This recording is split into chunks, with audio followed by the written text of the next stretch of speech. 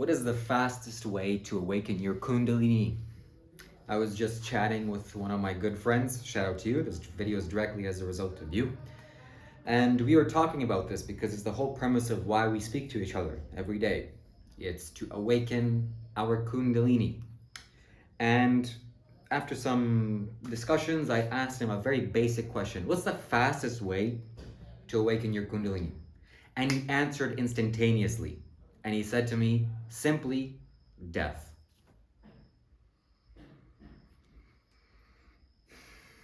And he's right. He's accurate. There is no more efficient way than to awaken everything that is dormant within this body. I didn't like this answer at that moment, because, death, uncomfortable thing to face. It's an uncomfortable truth, an uncomfortable reality of life, at least in that particular moment as he said it. I realized that this needs to be investigated more deeply because it is the answer to all of life's questions. If you can understand this, you can understand birth, you can understand old age, you can understand sickness, and you can understand this whole process of life.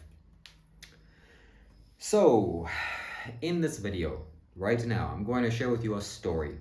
So sit back, relax, and enjoy as I tell you once upon a time, in a land far, far away, in Thailand, in 2018, long time ago, 2018, there was a man called Shiva Kailash Shambho.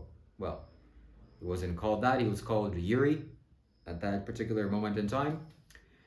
And it was me, okay? It was me. In 2018, I was in Thailand. And I was in a Buddhist forest monastery called Wat Pananachat, which means the International Forest Monastery. And it's a Buddhist monastery located in the wilderness.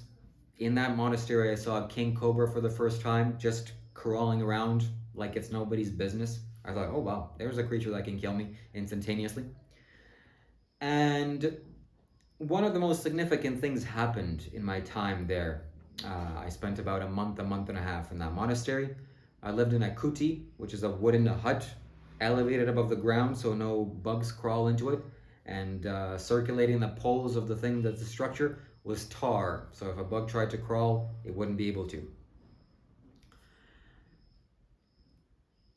I lived in the woods by myself, and one particular day it was just an ordinary day. The people, the lay people, or the townspeople, regular people, householders, they brought a human person that was no longer alive.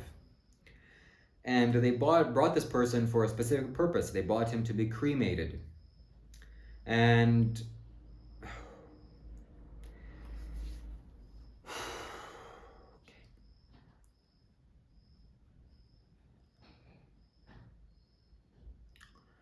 so they laid this person down on the floor, elevated above the ground on some kind of structure, a concrete structure.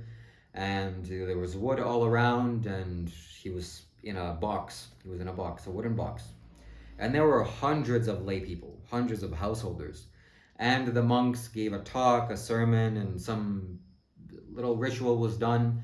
And after the talk was finished, just before the process of basically cremating this body was initiated, all of the people just basically ran away. They scattered. It was as quickly as they came, as quickly as they ran away, which I thought it was surprising, because to me, this was one of the most remarkable moments in my life up until this point, where I could witness and experience such a thing. I've only experienced something like this once, which I definitely want to experience more times in my life. That in addition to this, before all the people left, each and every single person got a chance to pick up a piece of wood. And with this piece of wood, you can go walk up the stairs to this little elevated structure above the ground where this person laid inside of this wooden coffin, and throw the piece of wood into the coffin. Make a wish or whatever the ritual is to do with that. And I remember walking up to this corpse and seeing it for the first time, just looking at the man's face. At that very moment, it was the first time that I saw this corpse because I couldn't see him. It was elevated and it was inside of a box. As I saw him, I was filled with sheer terror. I have never been so terrorized in my entire life. Instantaneously, I got it and I went into shock just for a few seconds, for a few moments. I saw the man's face. I saw that he was totally and utterly gone. Nothing you can do about that. And the thoughts of the Buddha, or something that the Buddha said, a quote of the Buddha, was reminded in my mind. The quote was, "A corpse is as useless as a rotting log." You know, a log can be useful. You can cut things on a log, you can build a house out of a log, you can burn a log and cook your food with it. Many things can be used with a log. But a rotting log, it's as useless as that. It's actually a hindrance because now you either have to throw it away, you have to go carry it and dispose of it, it smells and various things like this. Same thing with a human, this person, a decaying person or a corpse. It's as useless as that. So that's exactly what I saw instantaneously, that this is the most useless thing in the world. It's as useless as a rotting log. So I saw this man, he was older in age, and I'm sure he had thoughts of he's this person or he's that person. I'm a Christian, I'm a Buddhist, I'm a monk, I'm a human being, I'm a political opponent of this thing, and I'm this and I'm that, and he had many identities. And I'm sure he had so many desires and dreams and wishes and all these little fancy beliefs inside of himself. And to look at him now, gone, separated from his body. I could see whatever he was, gone. Somewhere in the universe, definitely not here. This is just a corpse. This is just his casing.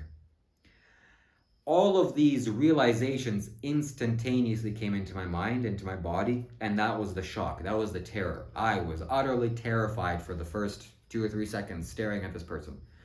I saw this. I dropped my little piece of wood gently inside, and then I went away. Whatever intention I made, I'm almost certain and sure that my intention, dropping this little stick, was towards my ultimate liberation.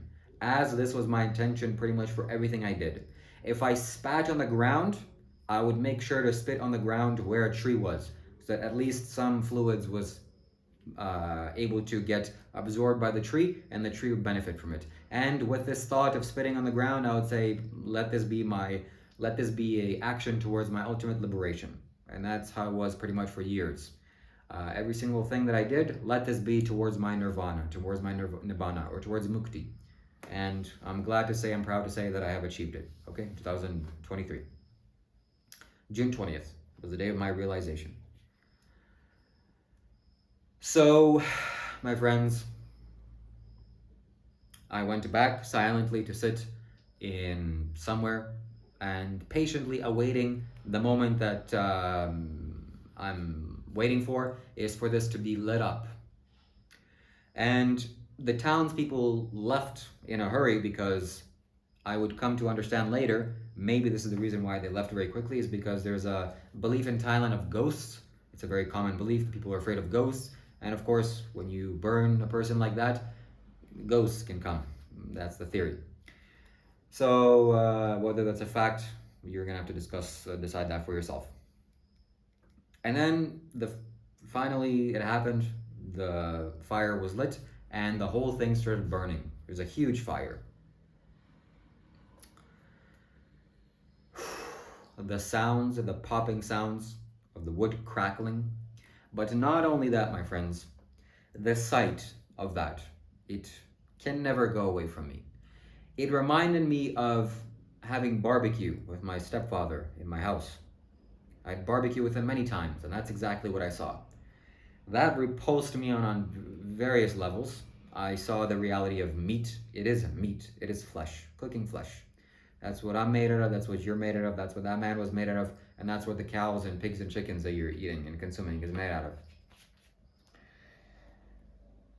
That's what I saw. Also, I saw the bones and the bone marrow as it was getting charred and charcoaled. And then something happened where the bone disconnecting the head that fell off, and the head basically rolled uh, a little bit separated from the fire.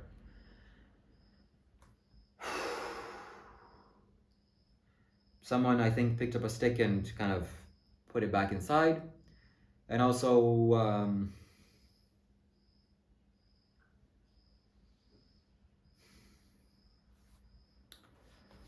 we were very curious, the people that I was with, the monks, you could say, or the people that were living in the monastery that were still householders. I'm a householder. I don't own a house, but I'm not a monk. I'm just a regular person. So the regular people that were interested in the Dharma, that were with me, they were also very fascinated with this process.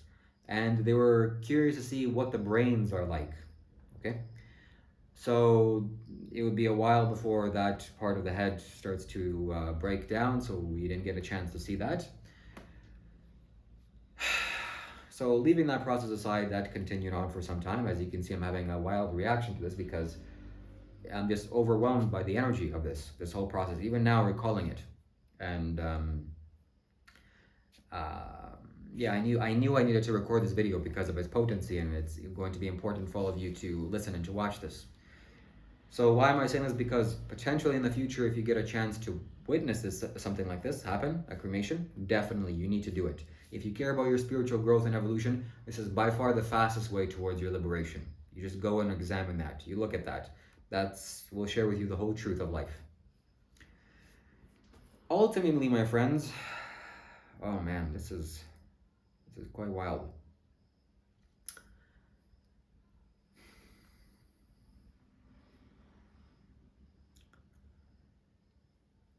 It's a little bit of a contradiction because not only does this shoot up the latent energy inside of your body, as I was recalling this memory, what had happened to me, how this impacted my Kundalini, definitely from the base of my spine up until my pineal gland, there was just a clean flow of energy flowing upwards, unlike anything that I've ever experienced.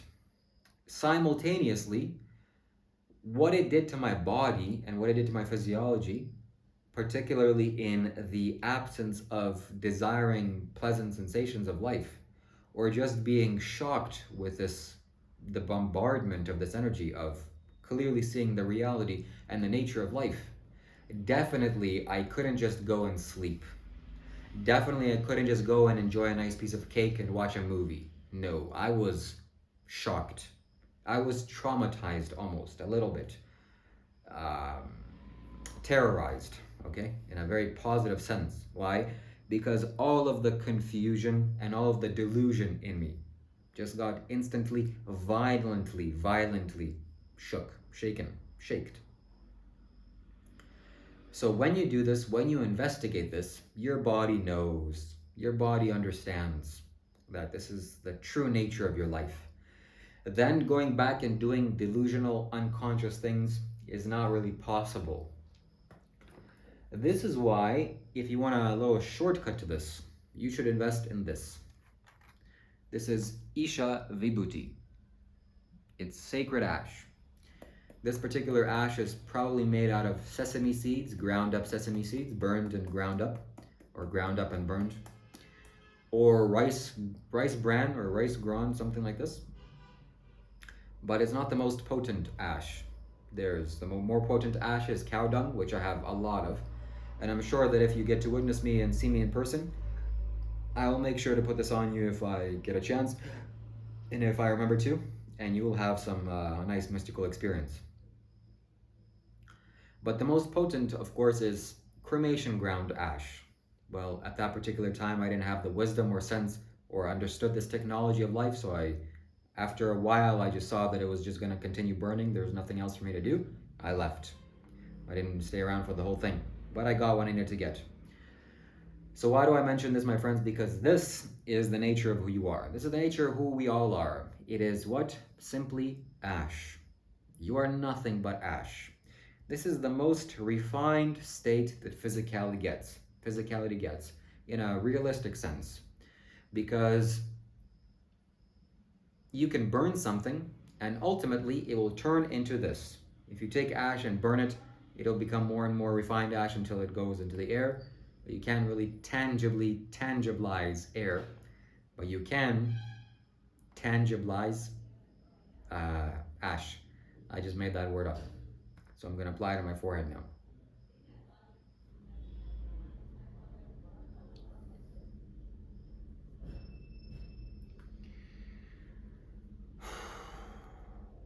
Instantly, it brings my whole system to a calm coolness.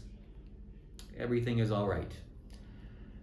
Whatever overwhelming sensations I had facing this reality of myself within myself, now having subsided, this is the power of this vibhuti. It brings stability, clarity, calmness, calmness and coolness into your life.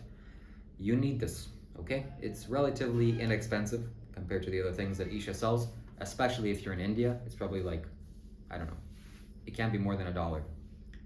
I'm guessing.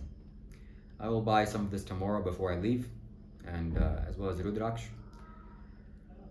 So yes, my friends, this is the nature of your life, and I get to witness firsthand the effects of this. Me applying this on my forehead, how cool and calm it makes you.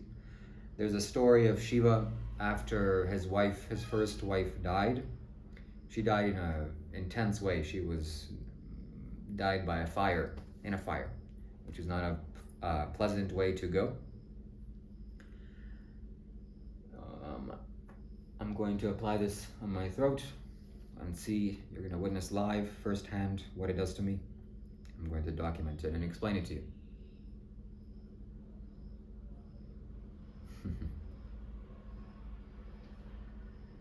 Stability is the number one element or factor that I feel from this. Your body understands, so everything kind of goes to a calm coolness. It's wonderful effects. You apply it on 4 different spots of your body: your third eye, your throat chakra, your heart chakra, and the bones behind your ears. So after Shiva's wife died in this way, Shiva was very intense and destructive within himself. And it is said that he started performing the ritual to end the creation. They say that he started dancing the dance to end this creation, to destroy everything. And the gods, seeing that he can destroy the whole creation, they didn't want this to happen, obviously. So they took the ash from the cremation of his dearly departed wife, and they rubbed it. They threw it on Shiva, and they rubbed him all over with this. And it kind of calmed and cooled him down. He sat quietly and peacefully and meditated. So that's exactly what this ash does. This is why I wear it, because it's a spiritual technology and it brings benefits. It has very powerful and potent effects. So I don't do things just willy-nilly like some of my friends think, like Carlos, my good friend Carlos thinks. I just do things because, I don't know, it's a placebo, like this is a placebo. Like I'm supposed to believe that it works and it's gonna work. It works, whether I believe it or not. That's the beauty of this. This is sandalwood incense. It's a very nice fragrance. This is also a spiritual technology. It's also going to produce ash and smoke, which will help me to connect to the Akash element and see clearly and deeply into the science of life. So my friends, I urge you and implore you to become yogis, to employ these yogic sciences for your own growth and spiritual well-being. I know and see and feel the difference between me talking just simply, I got on the camera because I was sporadically wanting to get this idea out without my dear headcloth that I usually wear in my videos, or without anything else. This also has significant effects on my life, and it prevents the energy from leaving from the top of my head, which that's where the energy leaves most. If you've attained to a certain level, that's where energy goes from. It goes from the top of your head, from your right foot, and to some extent your right hand.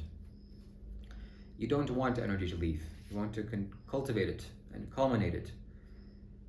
and then to use it. So soon I'm going to go to Kailash. I got a nice phone call from the person that is organizing this whole Kailash trip. If you're watching this, thank you and shout out to you. And more people need to be aware of this space, Kailash, because it's the most powerful space in the universe as far as we're concerned. We can't access anything past our solar system. Forget about it, at least now.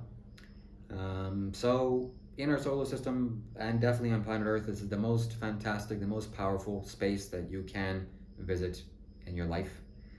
And not only visit, just for you to see it has benefits. So this is going to be my life's work, my life's goal, is to get as many people to become in contact with this as possible.